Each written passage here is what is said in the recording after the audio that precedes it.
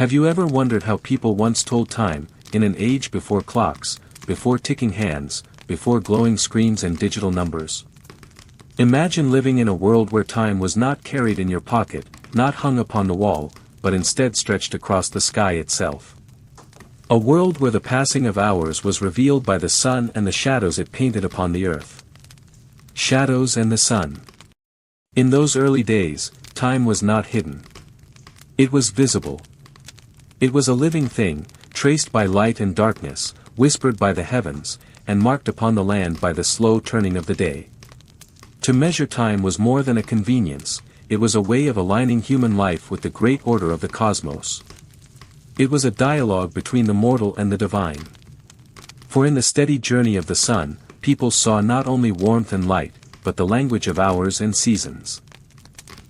And so, humanity's earliest clocks were not small objects, not delicate gears and springs, but towering monuments of stone rising to the heavens, obelisks and sundials, carefully placed so they might capture the speech of the sun. Picture the banks of the Nile, thousands of years ago.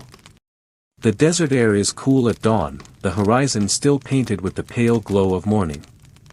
As the sun climbs, its light strikes a tall obelisk, and a shadow stretches long across the sand. Priests gather, their eyes trained upon the ground. That shadow, though silent, speaks with authority. Its length and angle tell them the hour of the day, its changes foretell the rhythm of the seasons. This was humanity's first clock. Simple. Silent. And yet profound. The first language of time. The earliest people needed little more than the rising and setting of the sun to order their days. Morning meant work. Evening meant rest. But as communities grew, as fields were cultivated and rituals planned, a greater precision was required. Farmers needed to know when to irrigate. Priests needed to know when to pray. Travelers needed to know when to set out, and when to return. The answer was written in the shadows. As the sun rose higher, shadows shortened. As it sank toward the horizon, shadows lengthened once more. With careful attention, people realized these changes were not random but predictable. They could be counted, measured, and relied upon. In Egypt, obelisks served as the most magnificent of timekeepers. Carved from single blocks of stone, they were raised with astonishing skill, their tips capped in. By noon, the obelisk's shadow fell shortest, pointing directly north or south. In the morning and evening, the shadows stretched long. Over the course of the year, the length of the noon shadow shifted, becoming shorter in the hot height of summer, longer in the cool breath of winter. By watching carefully, priests could predict the turning of seasons and the annual flooding of the Nile, the heartbeat upon which Egyptian agriculture depended. To the Egyptians, this was not only practical knowledge, it was sacred. To follow the sun was to follow the will of the gods, who guided both heavens and earth. The obelisk, standing tall and unwavering, was a bridge between mortal life and divine order, marking the rhythm of the cosmos in the language of light. The sundial takes shape. While obelisks were grand, smaller and more precise instruments soon emerged. Among them were the shadow clocks, or sundials, carved from stone or wood. The principle was simple. A flat surface marked with divisions, and a gnomon, a stick or rod standing upright to cast a shadow. As the shadow moved across the markings, the hours were revealed. In Mesopotamia, the Babylonians used shadow clocks to divide the day into parts, refining the art of measuring time. Theirs was a culture deeply invested in celestial observation, and timekeeping was woven into their study of the heavens. To them, the movement of shadows across a dial was not merely a mechanical process, but a reflection of divine will. The Greeks, inheriting knowledge from both Egypt and Mesopotamia, pushed the sundial to greater sophistication. They studied mathematics, geometry, and astronomy, carving sundials into hemispherical bowls or flat plates with carefully calculated markings. The gnomon was tilted at an angle aligned with the latitude of the place, so the sundial would remain accurate throughout the year. Here lay a profound discovery: time was local. A sundial built for Athens would not function properly in Babylon, or in Alexandria, or in Rome. Each place demanded its own careful calibration. What was true beneath one sky was not the same beneath another. Time, it seemed, was tied intimately to place. The Roman hours. When the Romans encountered the sundial, they embraced it with enthusiasm. They placed sundials in public squares, where citizens could check the hour at a glance. Yet the Romans, practical though they were, also encountered the trickery of time. One of the earliest sundials in Rome was taken from Sicily. But it was not adjusted for Rome's latitude. For nearly a century, Romans followed hours that did not quite match the sun's true path. The shadows told one story, while the heavens told another. Eventually, more accurate sundials were made, tailored to Rome itself. But this story reveals something timeless, the challenge of mastering time. The Romans divided daylight into 12 hours, from sunrise to sunset. But these hours were not fixed in length. In summer, when days were long, each hour stretched longer. In winter, when days were short, each hour shrank. A Roman hour in midsummer might be nearly twice as long as an hour in midwinter. For the modern mind, accustomed to hours of equal length, this seems strange. But to the Romans, time was flexible, bending with the rhythm of nature. Life was ordered not by mechanical precision, but by the living sky above. Shadows and silence. Yet the sundial had limits. On cloudy days, its voice was muted. At night, it fell silent entirely. Time, it seemed, could slip away into darkness, leaving people once again without measure. Still, the sundial endured. It was more than a tool. It was a symbol of order, of discipline, of humanity's attempt to capture the fleeting and bind it to stone. In gardens, in forums, in temples, the sundial stood quietly, marking hours as they passed, a reminder that all things move onward, whether watched or not. To stand before a sundial, to watch its shadow inch across the markings, was to feel time not as an abstraction but as a living presence. It was to witness the dialogue between heaven and earth, the dance of light and shadow that shapes every day. And so, in the long history of human attempts to measure the hours, it was with the sun and with shadows that the story began. Silent, steady, faithful. A reminder that time is written not in machines, but in the turning of the world itself. The flow of water. If the sundial was humanity's first great teacher in the art of timekeeping, it was also a teacher with silences. When clouds drew their veils across the sky, when storms blotted out the sun, or when night wrapped the world in darkness, the sundial could no longer speak. Time, in those hours, slipped back into mystery. But humanity has always been restless in its search for rhythm. To sow, to reap, to trade, to pray, each demanded a measure of time that could be counted even when the heavens were hidden. And so, across the ancient world, another answer was sought. An answer not in shadows, but in water. Water was everywhere, flowing in rivers, trickling through channels, filling jars and vessels. It moved with a steady patience, drop by drop, stream by stream. To early observers, this constancy offered a quiet promise: water, unlike the sun, could be guided, contained, and measured. Its flow might be turned into a clock. And so was born the clepsydra, the water clock. A vessel filled with water, from which liquid was allowed to escape at a measured rate. As the water level sank, Egypt's flowing hours. Egypt, land of the Nile, was among the earliest to harness the clock of water. Around the 16th century BCE, records describe stone vessels carefully inscribed with lines, each marking an hour of the night. Water dripped slowly from a tiny hole, and as the level lowered, priests could watch the passage of hours long after the sun had set. These Egyptian water clocks were often used in temples, where rituals demanded precise timing. Nighttime offerings, sacred chants, astronomical observations all required a measure of time even when the world lay under stars. The clepsydra answered this need with its quiet dripping, steady and unerring.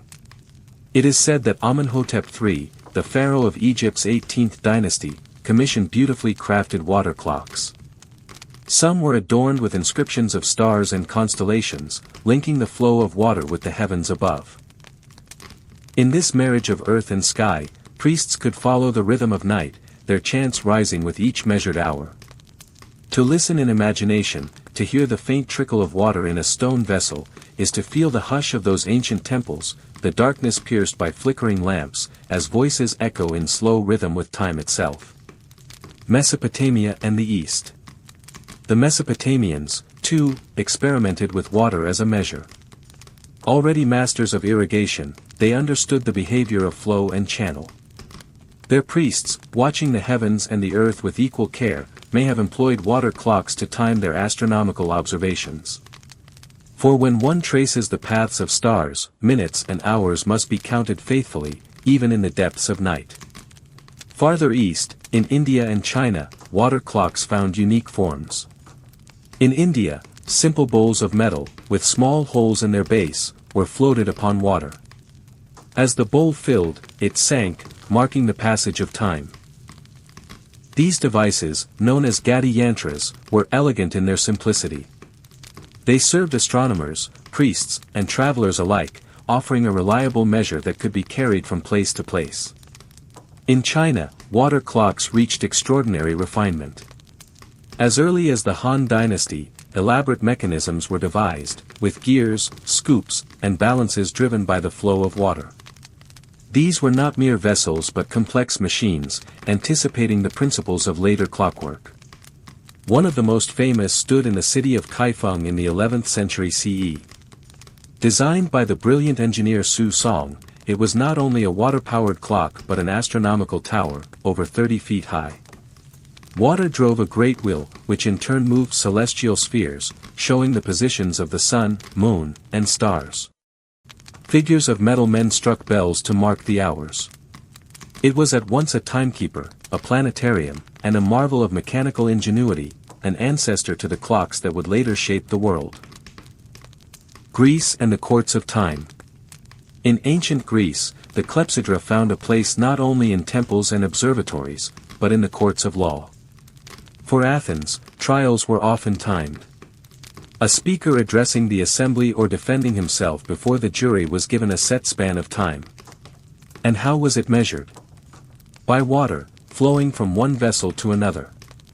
The Athenians called this device a clepsydra, meaning water thief, for it stole away the moments drop by drop.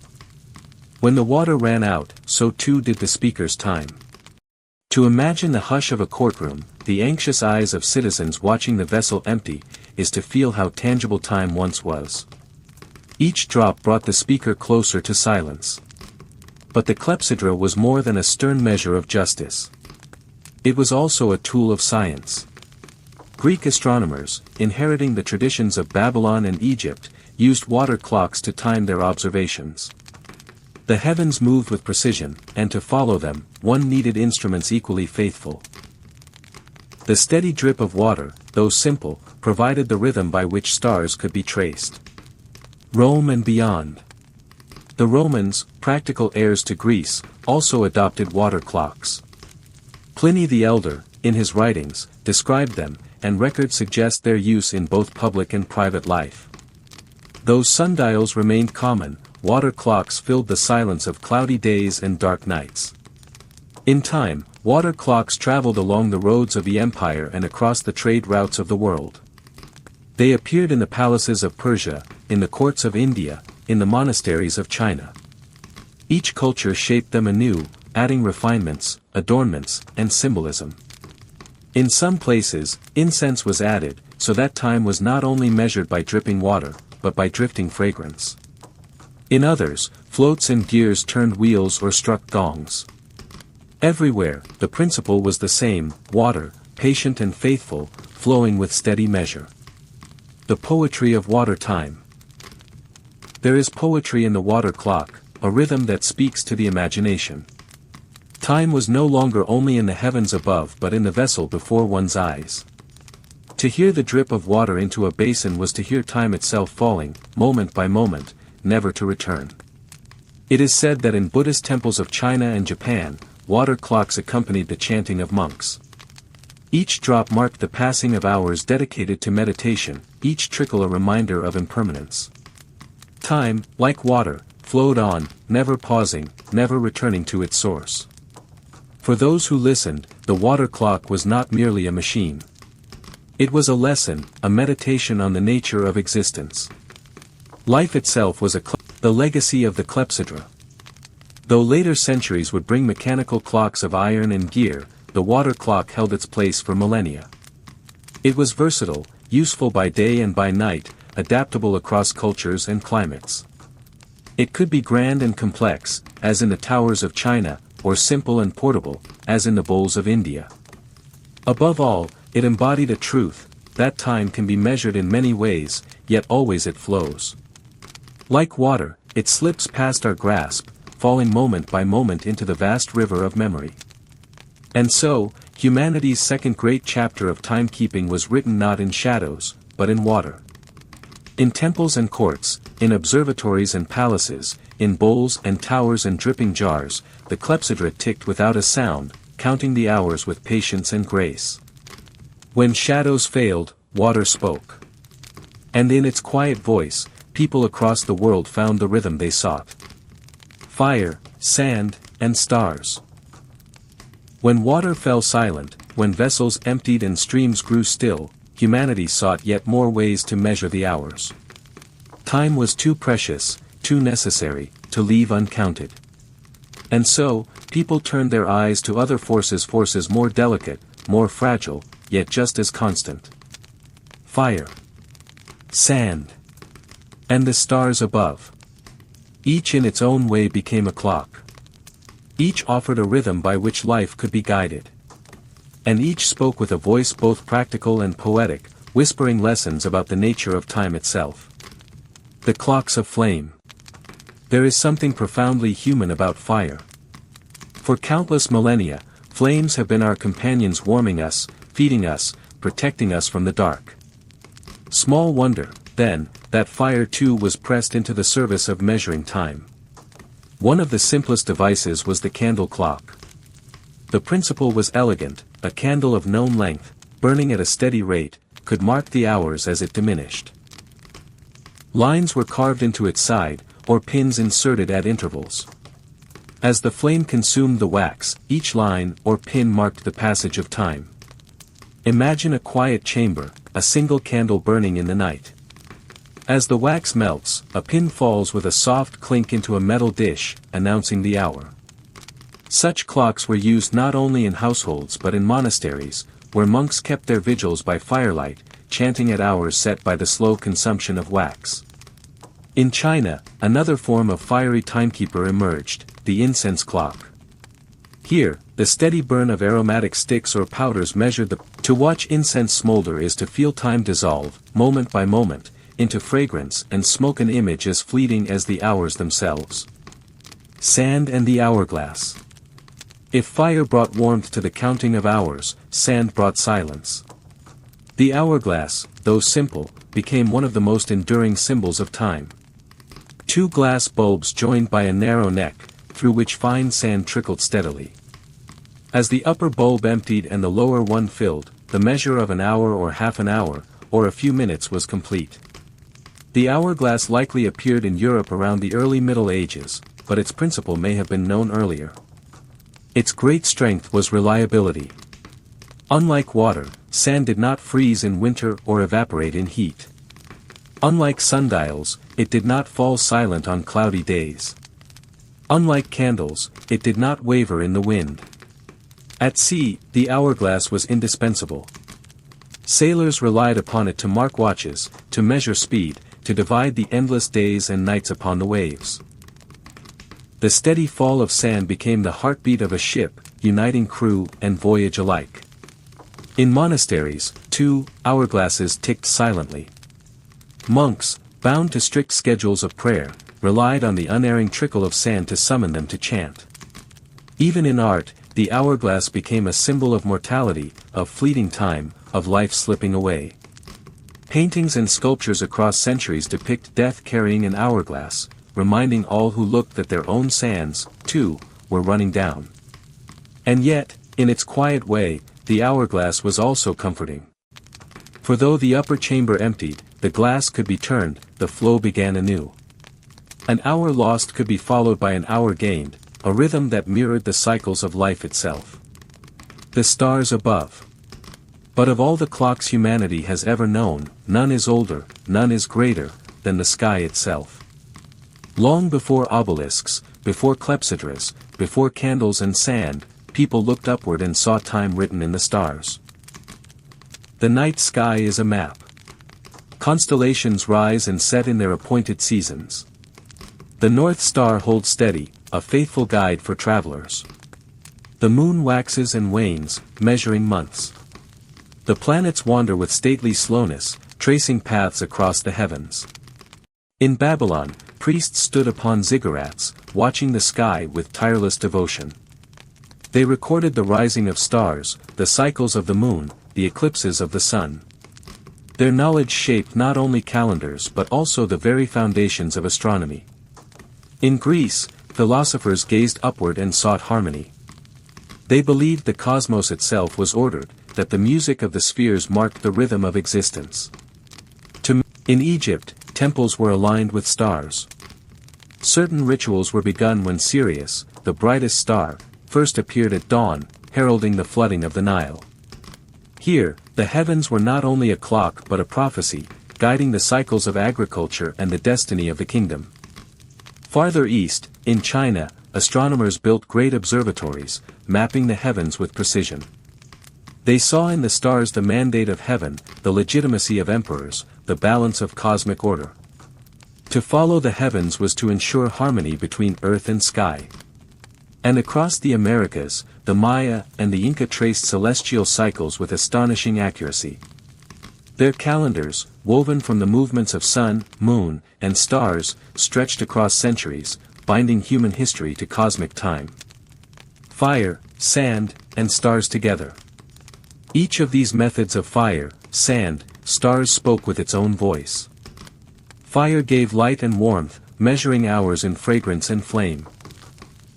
Sand gave silence and certainty, a steady trickle that could not be hurried. Stars gave grandeur, a vision of time vast beyond measure, eternal and unchanging. Together, they remind us that time can be counted in many ways. By things that burn, things that fall, things that shine. By the fleeting, by the constant, by the eternal. To sit in the glow of a candle, to watch sand trickle through glass, to lie beneath a sky of stars, each is to feel time in a different key. Each is to touch the mystery of passing hours, the truth that life is measured, moment by moment, in ways both humble and grand. The quiet lessons of ancient time. What do these ancient clocks tell us, across the centuries? They remind us that time is not merely mechanical, not merely numbers on a dial. It is sensual, experienced through sight and smell and touch. It is lived, not only counted. The candle clock tells us that time is consumed, that every moment burns away and cannot be regained. The incense clock tells us that time is fragrant but fleeting, dissolving into smoke. The hourglass tells us that time falls steadily, grain by grain, yet can be renewed by a simple turn. The stars tell us that time is vast, eternal, a tapestry in which our small lives are woven. For those who lived by these clocks, time was not an abstraction. It was fire warming the night, sand slipping through glass, stars shining above temples and towers. It was a living presence, surrounding them, guiding them, reminding them always of the rhythms that shaped the world. And so, in this third great chapter, humanity found new ways to measure the hours. Fire, sand, and stars joined shadow and water. Time, for all its mystery, has always been both intimate and immense. It lives in the rhythm of a heartbeat, the fading of a shadow, the drift of sand, the fall of rain. But it also stretches outward, into the heavens, where cycles beyond human reach turn endlessly, weaving night into day, season into season, year into year. By fire and water, by sundial and hourglass, humanity could measure the passing of hours. Yet to measure the long turning of the seasons, the rise and fall of years, and the cycles of centuries, people needed something greater, a vision of the cosmic order. This chapter is the story of how great civilizations gazed at the heavens and built calendars, cosmologies, and systems of time that still shape us today. The Babylonian Legacy. High upon the plains of Mesopotamia, where the Tigris and Euphrates cut their winding paths, the Babylonians raised their eyes to the stars. On the flat rooftops of their cities, atop the terraces of their ziggurats, priests and scholars became watchers of the night. For them, the sky was not merely beautiful, it was orderly. Stars appeared in patterns, the moon waxed and waned in steady rhythm, planets wandered with slow majesty. This order, they believed, reflected the will of the gods, written across the heavens as surely as law was written upon clay tablets. The Babylonians divided the heavens into constellations, charted the risings and settings of stars, and carefully recorded eclipses. They noticed that the moon's cycle in the month did not divide neatly into the solar year.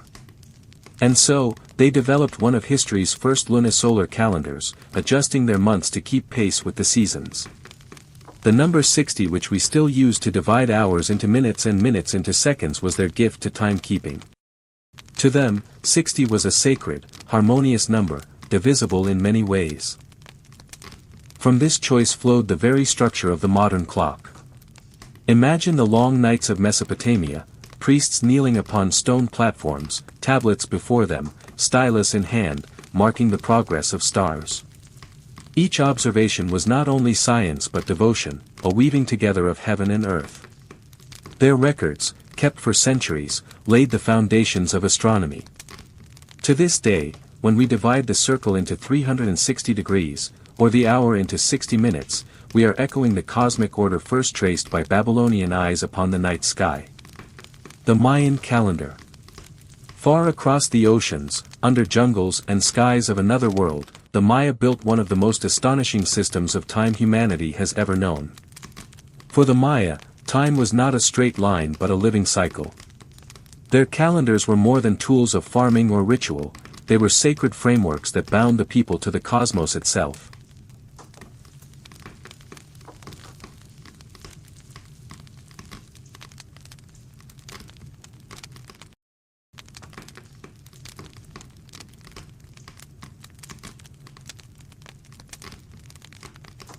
The Maya observed the movements of the sun, the moon, and Venus with exquisite precision.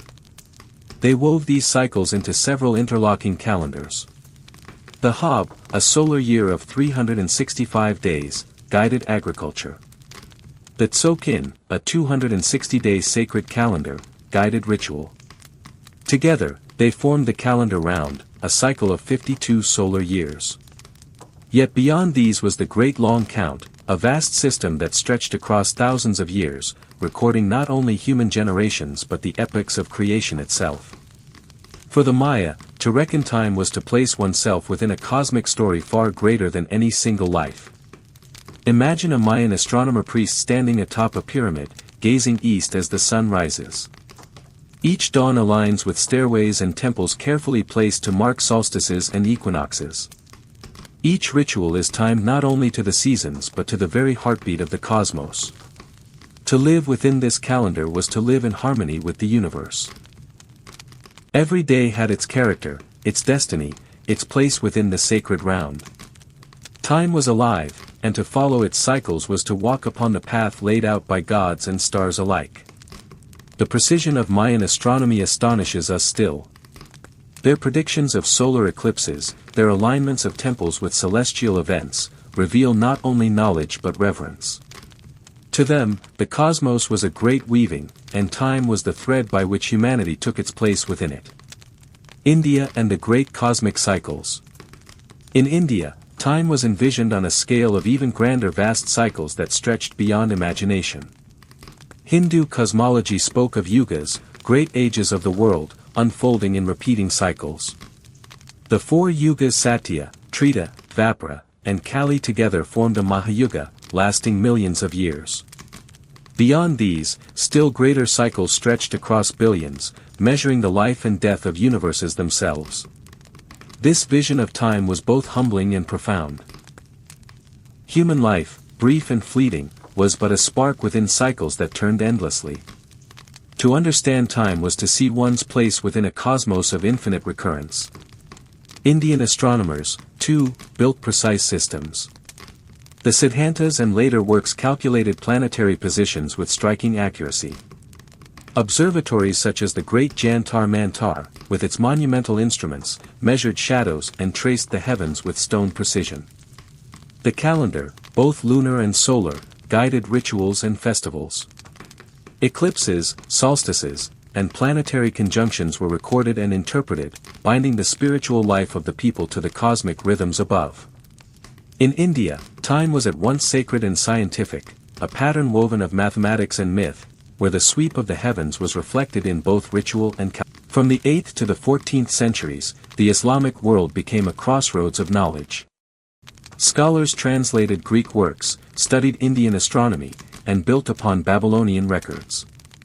In the libraries of Baghdad, Cordoba, and Cairo, they combined observation with mathematics, faith with reason. For them, timekeeping was essential.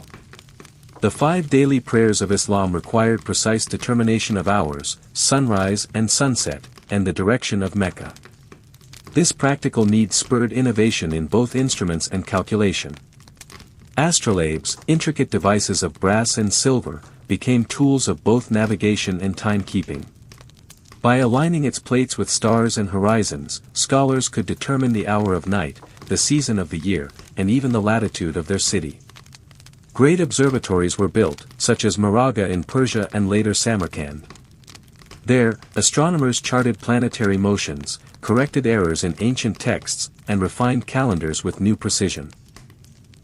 Figures such as al-Battani and al-Zarqali advanced trigonometry to measure celestial arcs.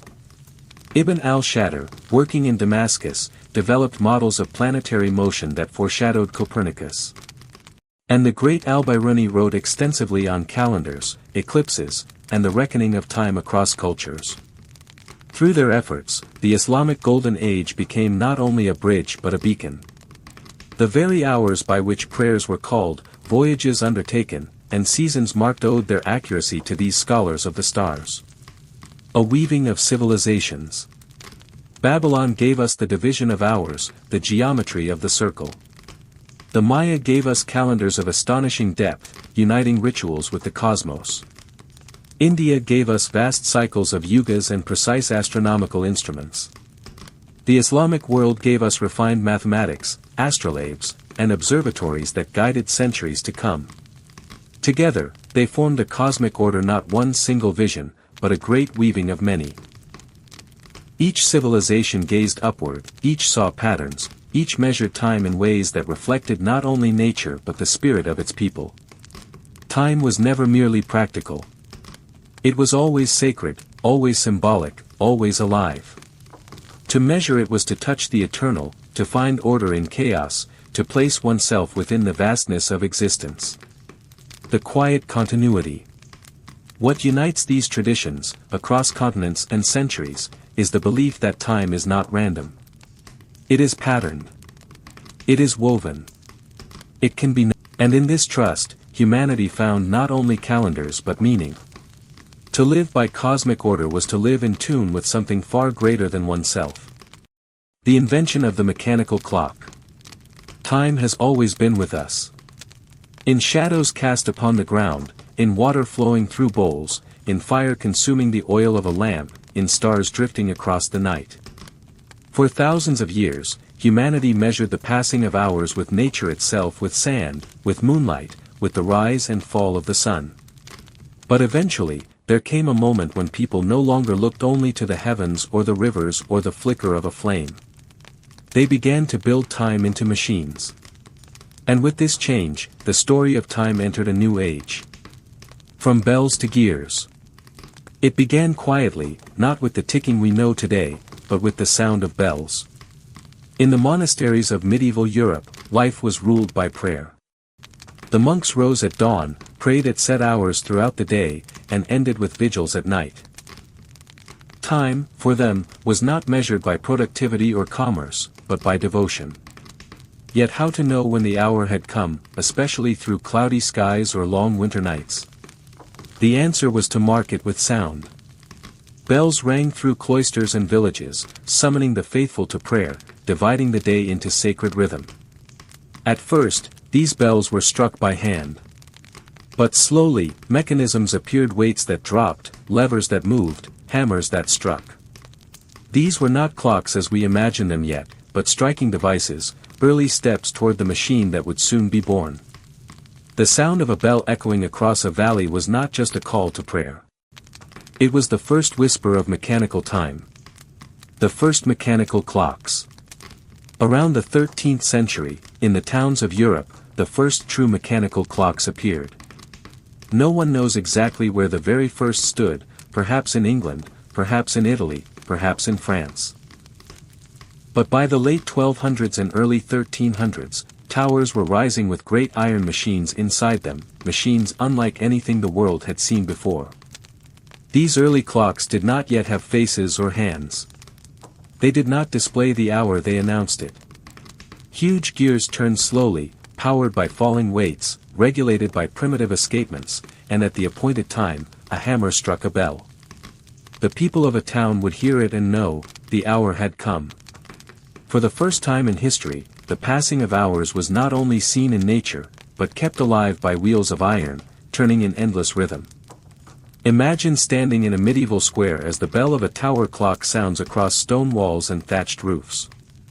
The air vibrates with its resonance, and for a moment, everyone shares the same hour, bound together by a machine that measures time for all.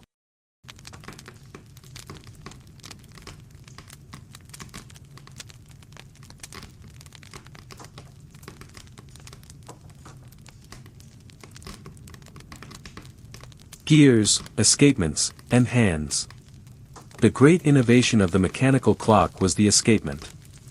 This device, simple yet profound, allowed energy to be released in measured intervals. A weight would pull a gear, the gear would turn, and the escapement would hold and release it, tick by tick. Without the escapement, a clock would simply unwind. With it, a clock could measure the steady passage of moments. Soon, hands were added to dials, and the clock became not only a bell ringer but a visual marker of hours. By the 14th century, towns from England to Italy were adorning their squares with great clock faces, painted with golden suns and moons, decorated with signs of the zodiac, some even with moving figures of saints, kings, or celestial bodies. Time was no longer hidden in water jars or in shadows on stone. It stood boldly upon the walls of cathedrals, in the very heart of towns, proclaiming itself to all who would look. Time for everyone. This was something new. In earlier ages, time was personal, local, and fluid. Farmers rose at dawn and worked until dusk. Merchants measured markets by the length of the day. Priests followed the rhythms of sacred calendars. But with the rise of mechanical clocks, time became public. It rang from towers, it showed upon dials, it ordered the life of whole communities. No longer could one live only by the shifting rhythm of nature. Now there was a bell to tell when to open a shop, when to pray, when to gather, when to rest. In this way, the clock changed more than hours, it began to change society itself. The march of precision. Over the centuries, mechanical clocks grew ever more precise. The pendulum, introduced by Christian Huygens in the 17th century, allowed time to be measured with extraordinary accuracy. No longer did a clock drift widely in its reckoning, now it could keep steady beat after beat, with errors of mere seconds per day. Smaller clocks appeared not only in towering machines in churches, but household clocks upon mantels, personal watches carried in pockets. Time, once measured by the cosmos, was now held in the palm of one's hand. And as clocks grew more precise, life itself began to change. Commerce, travel, science, all depended upon accurate hours. The study of the heavens itself was refined by clocks that could measure the tiniest intervals. Navigation across oceans became possible only because of timepieces that could hold steady aboard a rolling ship. Tick by tick, the mechanical clock remade the human world. The gathering of traditions. Yet, in a way, the clock, the ordering of life by bells and rituals was drawn from monastic devotion. The clock was the heir to all these traditions, Each culture that had sought to understand time had added a thread, and together, they were woven into the steady tick of a gear-driven machine. The quiet tick. Think now of the sound of a clock. The steady tick, tick, tick. Each beat is a small echo of the cosmos, of water flowing, of sand slipping, of shadows shifting, of stars wheeling in the night. It is the ancient order made mechanical, the harmony of the universe translated into iron and spring. When you hear a clock in a quiet room, you are hearing not just a machine, but the long history of humanity's search for order, for rhythm, for a way to hold the fleeting present. The tick of a clock is the heartbeat of history itself. Closing reflection. From fire and shadow, from water and sand, from stars and moons, we learn to measure the flow of existence. We built calendars to bind us to the seasons, observatories to chart the heavens, rituals to sanctify the passing hours. And in time, we shaped machines that could hold all this knowledge within themselves, clocks of iron and wood, pendulums and springs, ticking steadily through the days and nights. The invention of the mechanical clock did not erase the old ways. It gathered them, refined them, and gave them form. It allowed us to carry time with us, to make it public, to share it. Even now, in an age of digital screens and atomic precision, the quiet tick of a clock reminds us of our place within a much older story, the story of humanity listening for the rhythm of the universe. And so, as we bring our journey to a close, imagine yourself once more listening to that sound. The tick, steady and soft. The breath of hours as they pass. The voice of centuries, speaking in the simplest of measures. Time, eternal and fleeting, ordered and mysterious, has always been with us. And it will always be. Gentle pause. This is where we leave the story, in the quiet tick of a clock, still turning, still marking the flow of existence, as it has for centuries, as it will for centuries more.